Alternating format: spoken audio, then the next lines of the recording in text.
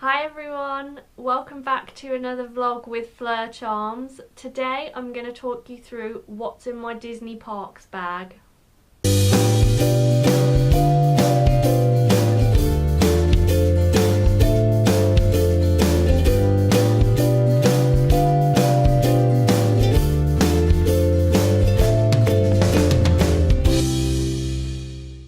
So if you've watched any of my videos at all, you'll know that I have been to Florida quite a few times, most recently in May, and I've also visited Paris. So I thought it might be handy for any theme park newbies or even people who are unsure of what kind of stuff they should take out in the parks in Florida and that kind of thing, to see what exactly I put in my Disney Parks bag every day. Here's my bag. As you can see, it's absolutely packed full right now. So this is a Vera Bradley bag and I'm going to take you through exactly what's inside it.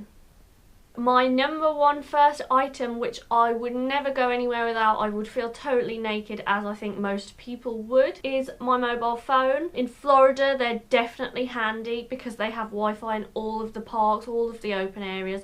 You'll have no problem at all using it, especially if you're in a party where you're going to split off into groups. You can keep in contact with your phones. And of course, Disney in the US now, certainly in Orlando, are actively encouraging people to take their phones to the parks with them with the My Disney Experience app. So if you're planning a holiday over to Orlando, be sure to download an app called My Disney Experience before you go. So create an account and that allows you to 30 days or 60 days if you're staying on site. You can book your fast passes through that, you can book restaurant reservations, you can access maps, you can access all sorts of interesting information, and the most important of which, when you're actually actively in the theme park, is the wait times. If you're at Splash Mountain and you want to know what the wait time is for Space Mountain, you can just look on your phone. You don't have to traipse to the other side of the park. There is one piece of kit that I cannot show you right now.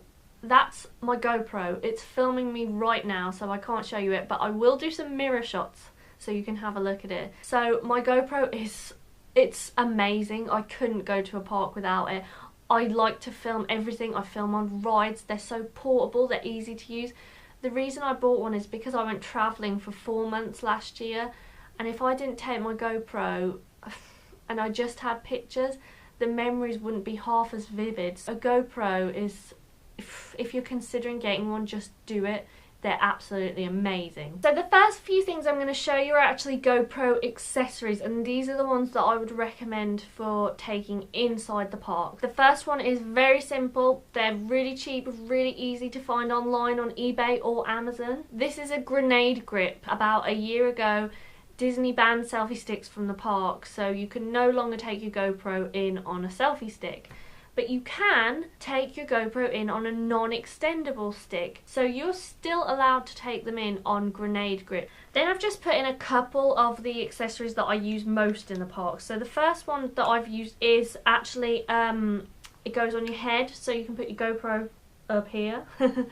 And this is great for in the parks if you want to film the fireworks but you don't want to get in anyone's way. This is perfect, especially if you're tall. So my boyfriend Liam is 6'2", so on a few occasions we have put the GoPro head strap on him and he's just looked up and watched the fireworks, and we've gotten great videos of the fireworks, so a head strap for the GoPro would be really good. And the second accessory I have, you should definitely hands down get if you want to film on rides as well, is a chest strap. This just sits on your chest like this. You put it over your shoulders and it straps around you. A Jaws clamp. If you watched my video last week, I used this to clamp my GoPro onto one of my kitchen cupboards while I film myself making pancakes. And now I have my final piece of GoPro stuff, I promise, but this is my pride and joy. I received this for my birthday. A Feiyutech G4S handheld gimbal. That sounds very complicated and weird, but basically in simple terms, a gimbal is like a motorized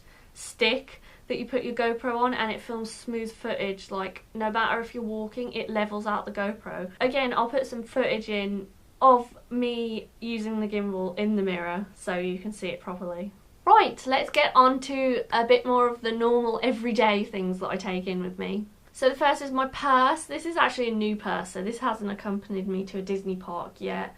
I got this from the Disney store, so it's Scrump from Lilo and Stitch. You got to take a purse. You need money from your ice cream fund. You can put in your cards and your park passes, and if you have a memory maker pass or anything like that. So take a purse, and I'd recommend a purse with a lot of credit card slots. The next thing I take with me is my normal camera. So this is a Nikon 1 camera. It's obviously a lot bulkier than the GoPro. I don't really use this for videoing any footage at all.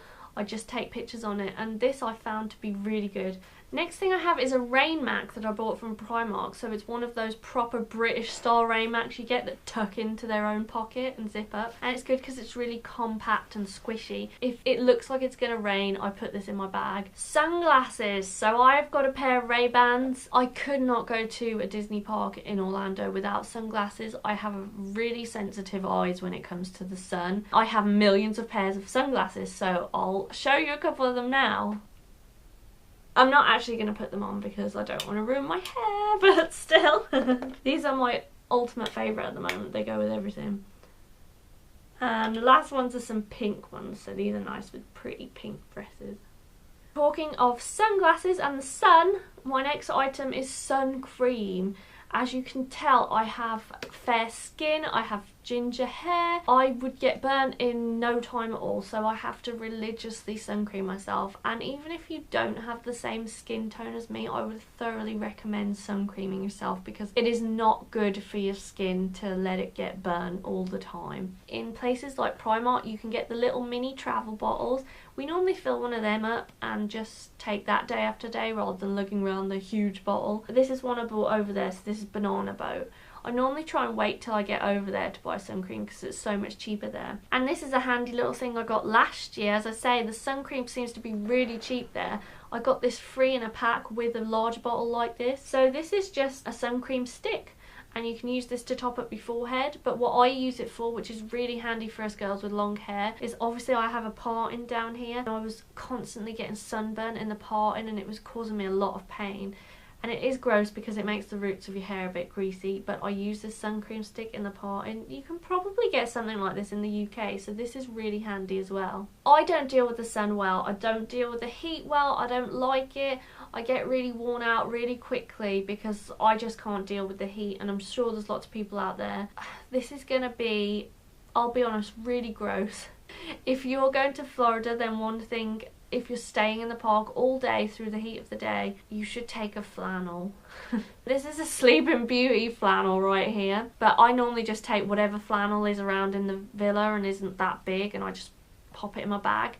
The reason I take a flannel is because your face is going to get clammy and it's not going to feel nice, so it's nice to just give your face a little dab every now and then. As gross as it is, take a flannel because it will help you cope with the day better. Of course, if you're like me, being in a theme park means that you're going on rides. If you're going on rides and you're a girl with long hair, or even a guy with long hair, the wind's going to sweep it back, the wind's going to make it a mess. You're going to be really annoyed because your hair's all knotty and there's nothing you can do about it.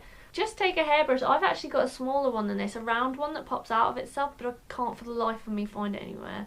So this is my little mermaid hairbrush that I got in Hot Topic in 2014. What I tend to find is when I come off rides like Everest, for example, Expedition Everest, Big Thunder Mountain, my hair's all knotty and it's really, it hurts. If you don't have a hairbrush and you're trying to run your fingers through it to smooth it out after you've been on a ride, it doesn't work, it really hurts. So I always try and take a hairbrush with me now. And the other thing I take is because what happens with me as well, my hair's quite long now, and if I'm wearing my vest and my hair's like on my bare skin in the theme parks, especially when I'm topping up sun cream or when I've got sun cream on and my skin's sticky, my hair starts to stick to my skin and it tangles it even more, but it just makes me cringe.